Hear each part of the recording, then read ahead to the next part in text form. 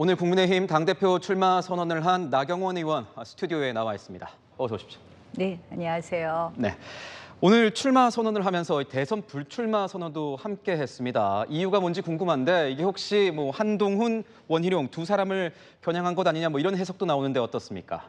겨냥한 것이 아니라 제가 결단하는 데 있어서 가장 중요한 요소였습니다.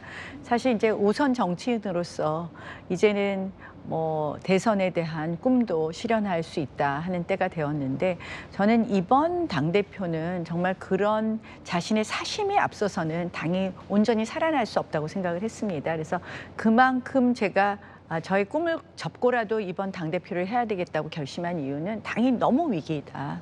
그 위기의 원인은 여러 가지가 있지만 한 축으로는 의회 독재라는 것입니다. 지금 민주당이 보여주는 의회에서의 행태는 어떻게 보면 대한민국 민주주의 역사에서 도저히 상상할 수 없는 그런 수준입니다.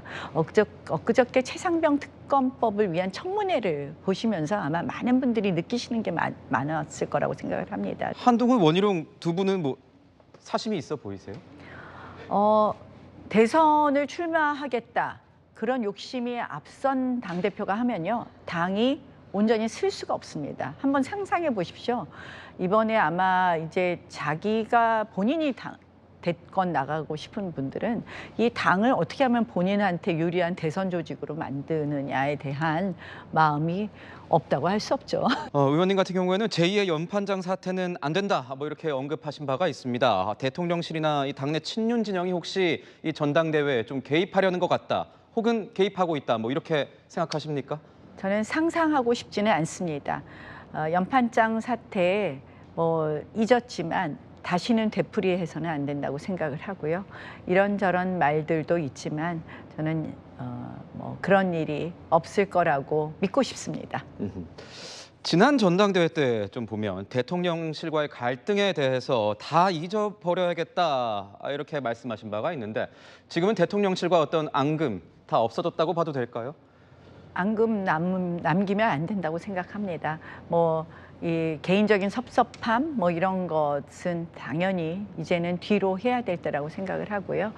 중요한 것은 우리 정부가 윤석열 정부가 성공하지 않으면 국민도 힘드시고 다음 저희의 재집권도 어렵습니다. 아마 이 관전 포인트 중에 하나가 대통령실과의 관계 이런 걸 텐데 이 법안 굉장히 좀 주목을 많이 받고 있습니다. 최상병 특검법 관련해서 한동훈 전 위원장 같은 경우에는 이 최상병 특검법 수정안을 제출하겠다 이렇게 밝힌 바가 있습니다. 혹시 여기에 대해서는 어떻게 생각하십니까? 저는 참 순진한 생각이다 이런 표현을 썼는데요. 이 최상병 특검법을 야당이 발의한 것을 보면 이것이 진실을 규명하겠다는 것이 아니라 정권을 흔들어 보겠다라는 그런 목적이 있다는 것을 다 알 수 있습니다. 저는 사건의 실체 규명은 너무나 필요하다고 생각을 하고 공수처에 철저한 수사를 촉구하는데 그리고 나서 저희가 부족하면 그다음 특검을 얘기해야 되지 지금부터 특검 전국으로 가면요 이건 특검 전국이 됩니다. 저희가 국회에서 논의해야 될 것은요 지금 당장 필요한 여러 가지 민생에 관련된 법안이고요 연금 개혁부터 시작해서 필요한 개혁 법안이 있고요 또 인구위기, 기후위기를 대응하는 미래 법안들이라고 생각을 합니다. 그래서 잘못하면 또다시 아니면 예정된 의도된 민주당의 의도된 특검 전국으로 빨려 들어가는 것이다. 그래서 저는 굉장히 순진한 발상이다라는 말씀을 드립니다. 한동훈 전 위원장 얘기 좀 나왔으니까 한번 해보는데 당내외에서 이런 얘기 좀 있지 않았습니까? 어차피 대표는 한동훈이다. 이런 분위기에 대해서 좀 신경 안 쓰이십니까? 어떻습니까? 아직 전당대회까지 많이 남아 있고요.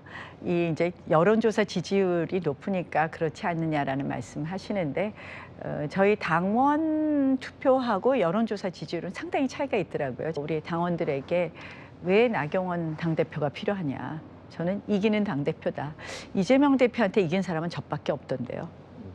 보시면 아시다시피 개항에서 원희룡 대표는 졌고 전체 선거에서 총선에서 참패를 한 분이 또 한동훈 위원장이고요. 그래서 이기는 당대표가 필요하고 제가 누누이 말씀드리지만 이제 모든 싸움의 현장은 국회입니다. 국회. 특검법을 통과하느냐 마느냐 할 때 이재명 당대표는 국회 본회의장에서 이 마이크를 잡고 교섭단체 대표 연설을 할 수 있는데 우리 당대표는 그 자리에 설 수 없다면 그것부터가 굉장히 기울어질 수밖에 없지 않느냐라는 말씀을 드립니다. 개파가 없다는 점을 좀 지금 강조하고 계신 것 같습니다. 역설적으로 보자면 이게 지지 세력이 좀 상대적으로 적은 것 아니냐 이런 분석을 할 수도 있거든요. 어떻게 보십니까? 편을 잘 안 먹죠. 왜 편을 안 먹느냐? 저는 국민에게 줄 서야 된다고 늘 얘기를 하는데요. 지금 이제 저는 왜 이런 현상이 벌어지느냐? 막 친윤이 그렇게 득세하다가 지금은 뭐 친한이 득세하는 것 같아요. 빠르게 또 줄을 서요. 우리 당은 또 빠르게 또 한쪽에 줄을 서갖고 항상 뭐 아주 계파 싸움을 많이 하는데 이게 왜냐? 의원 한 명 한 명, 정치인 한 명 한 명이 소신 있는 정치를 할 수 없는 정당의 공천 구조가 핵심이라고 생각을 합니다. 개파는 생각이 같은 사람들의 개파는 언제나 환영입니다. 근데 사람을 위주로 하는 개파는 저는 절대 있어서는 안 된다. 그래서 이런 개파 청산하는데 앞장서겠다는 말씀드립니다. 마지막 질문까지 왔습니다. 한동훈 전 비대위원장 그리고 원희룡 전 장관 두 사람과 비교해서 나경원 의원의 최대 강점은 뭐라고 꼽으십니까? 지금도 무기력한 여당이 생명력을 넣어서 이 무도한 야당과 싸울 것은 싸우지만 또 책임 있는 여당으로서 무도한 야당으로부터 협상을 통해서 얻을 것은 얻어내서 이제 좀 정당이 활기 있고 또 미래를 정말 생각하면서 국민들과 함께 할 수 있는 정당으로 만들어 갈 수 있다. 그리고 그거 해본 사람, 그래도 당에서 원내대표로서 당을 또 지휘해본 저밖에 없지 않나 이런 생각해 봅니다. 네, 오늘 말씀 잘 들었습니다. 고맙습니다. 네, 고맙습니다. 네, 지금까지 나경원 의원이었습니다. 다른 당권 주자들도 차례로 만나서 이야기를 들어보도록 하겠습니다.